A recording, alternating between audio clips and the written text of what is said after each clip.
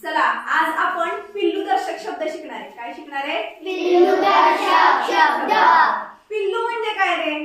पिल्लू म्हणजे बाळ। अगदी बरोबर।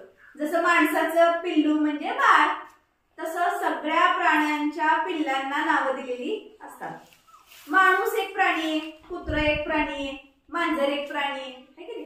म्हणजे प्रत्येक प्राणी हा वेगवेगळा असतो।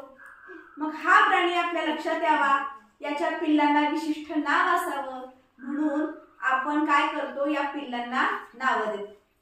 सगळ्यांच्याच बाळाला पिल्लू म्हणतात का?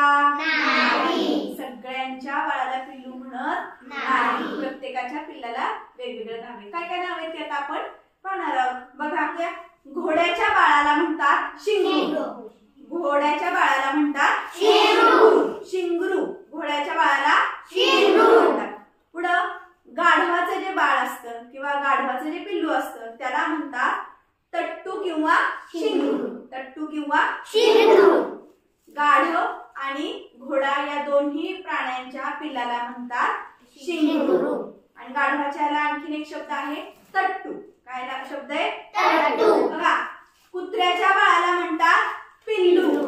कुत्र्याचं जे असतं ते काय असतं? पिल्लू। त्यानंतर गायीचं वासरू। गायीचं वासरू। गायी जी आहे त्याच्या बाळाला काय म्हणतात? तर वासरू म्हणतात। त्यानंतर आपल्याकडे पक्षी, पाखरू, त्याचं जे पिल्लू असतं त्याला म्हणायचं पिल्लू। पक्ष्यांच्या पिल्लाला पिल्लू म्हणतात। पक्षाच्या पिल्लूला पिल्लू म्हणतात। माणसाचं काय असतं रे? बाळ। Very good. माणसाच्या पिल्लाला बाळ म्हणतात। काय म्हणतात? बाळ म्हणतात। पुढे काय? मांजर। मांजराच्याला पण काय म्हणतात? पिल्लू। मांजराचं जे बाळ असतं त्याला म्हणतात पिल्लू।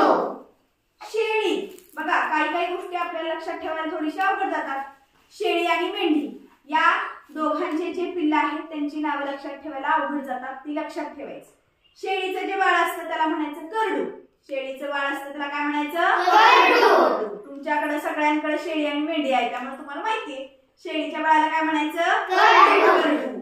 आणि मेंढीच्या बाळाला काय म्हणायचं? तर कोकरू। अगदी बरोबर। पहिलीच्या पण विद्यार्थ्यांना उत्तर दिलं, कारण त्याच्या घरी आहे कोकरू, आहे की नाही?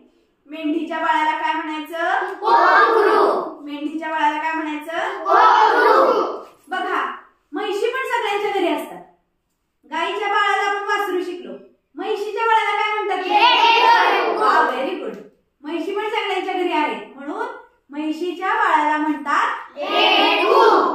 आता आपल्याला बघायचे आणखीन दोन गोष्टी, वाघ आणि सिंह। वाघाच्या बाळाला म्हणतात बच्चा किंवा बछडा। बच्चा किंवा बछडा। वाघाच्या बाळाला म्हणतात बच्चा किंवा बछडा। लक्षात कसं ठेवायचं? तर वाघामध्ये व लिहिलेलं असतं आणि बच्च्यामध्ये सुद्धा व मध्ये पोट फाडलेला ब लिहिलेला असतो। समान समानच थोडीशी अक्षर आहेत।